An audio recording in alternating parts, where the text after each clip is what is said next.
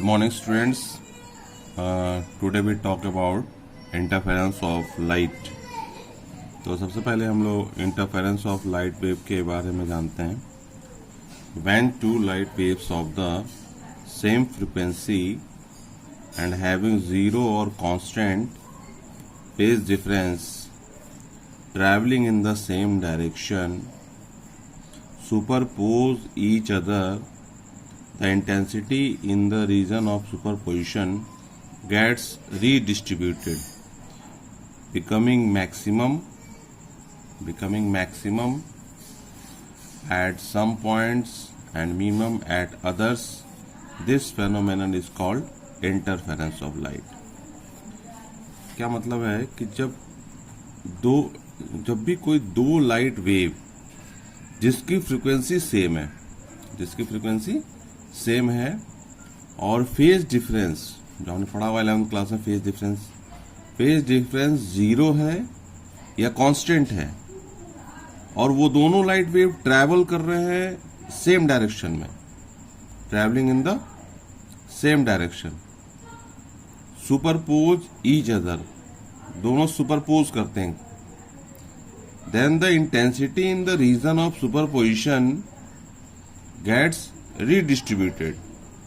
Intensity जो उस reason में है, जब दोनों लाइट वेव सुपरपोज करेगा तो इंटेंसिटी उस रीजन में रीडिस्ट्रीब्यूट हो जाएगा, जिसमें कुछ जगह कुछ पॉइंट्स पर आपको मैक्सिमम मिलेगा, कुछ पॉइंट्स पर आपको मिनिमम मिलेगा.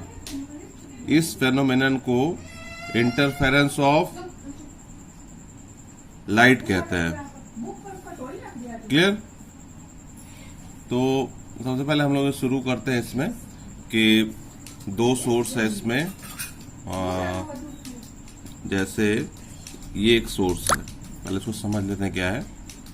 यहां से लाइट वेव गया और दूसरा सोर्स ये है, ठीक है. दोनों का देखिए, दोनों लाइट वेव का डायरेक्शन सेम है, दोनों लाइट वेव का डायरेक्शन सेम है. तो इस पॉइंट पर ये S1 है और ये S2 है.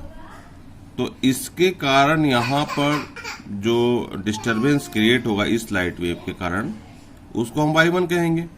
क्लियर? समझ में आ रहा है? और इसके कारण जो यहां पर डिस्प्लेसमेंट क्रिएट होगा उसे क्या कहेंगे? उसे Y2 कहेंगे. और प्रिंसिपल सुपरपोजिशन क्या कहता है? लास्ट क्लास में मैंने पढ़ा था कि यहां पर जो रिजल्टेंट डिस्प्लेसमेंट होगा वो इन दोनों का सम होगा. जो Y रिजल्टेंट होगा वो क्या होगा? दोनों का सम होगा, Y1 प्लस Y2. क्लियर है? जो डिस्प्लेसमेंट होगा, रिजल्टेंट डिस्प्लेसमेंट होगा, वो इन दोनों का सम होगा, Y1 प्लस Y2. तो समझ में आ रहा होगा ये, ठीक है. अब इसमें फेज क्या होना चाहिए? तो आपको यहाँ ध्यान रखना है, फेज या तो कांस्टेंट हो, फेज डिफरेंस या तो कांस्टेंट हो या जीरो हो. क्लियर? और दूसरा, दोनों लाइट वेव का फ्रीक्वेंसी क्या होना चाहिए? सेम होना चाहिए. फ्रीक्वेंसी अगर सेम नहीं है तो इंटरफेरेंस नहीं होगा. तो आपको याद रखना है, दोनों लाइट वेव का फ्रीक्वेंसी सेम होना चाहिए, फेज डिफरेंस जीरो हो या कांस्टेंट हो, दोनों एक डायरेक्शन में ट्रेवल कर रहा हो, सुपरपोज ईच अदर. तब हमें जो इंटेंसिटी उस रीजन में मिलेगा वो रीडिस्ट्रीब्यूट हो जाएगा. रीडिस्ट्रीब्यूट मतलब पहले जैसे मान लीजिए जैसे यहाँ लाइट है तो केवल ये यहाँ पे केवल एक सोर्स है तो यहाँ लाइट आ रहा है यहाँ पे, ठीक है. लेकिन जब आप एक सोर्स और लाएंगे यहाँ पर तो इसका भी तो इंटेंसिटी का असर पड़ेगा इस सोर्स के कारण. तो वही कह रहा है कि जो इंटेंसिटी है वो रीडिस्ट्रीब्यूट हो जाता है और उस पॉइंट पर, यहाँ बहुत सारे पॉइंट्स पर आपको क्या मिलेगा? कभी मैक्सिमम मिलेगा, कभी मिनिमम मिलेगा. तो इसी प्रोसेस, इसी फेनोमेनन को हम इंटरफेरेंस ऑफ लाइट कहते हैं. ठीक है.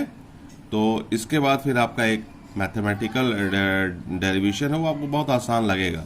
यही कॉन्सेप्ट का हम यूज करेंगे. क्लियर है?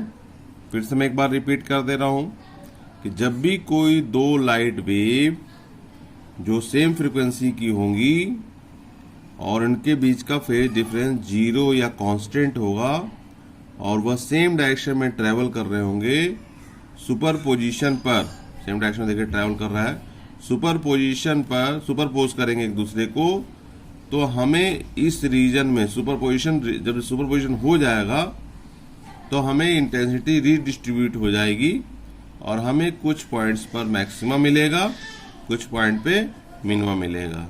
इसी फेनोमेनन को हम इंटरफेरेंस ऑफ लाइट कहते हैं।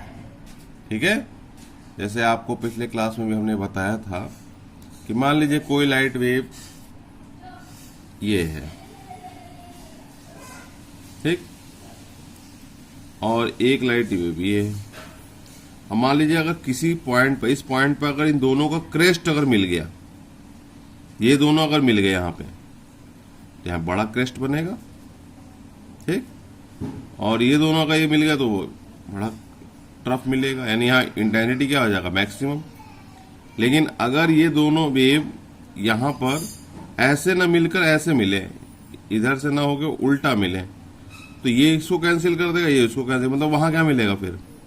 अब ये दोनों वेव अपोजिट फेज में मिल रहा है, अपोजिट फेज में मिलने पे क्या होगा, ठीक है, कि वहां पर डार्क मिलेगा। तो ये कंडीशन है, यहाँ पर ब्राइट भी मिल सकता है और डार्क भी मिल सकता है। ठीक है, क्लियर।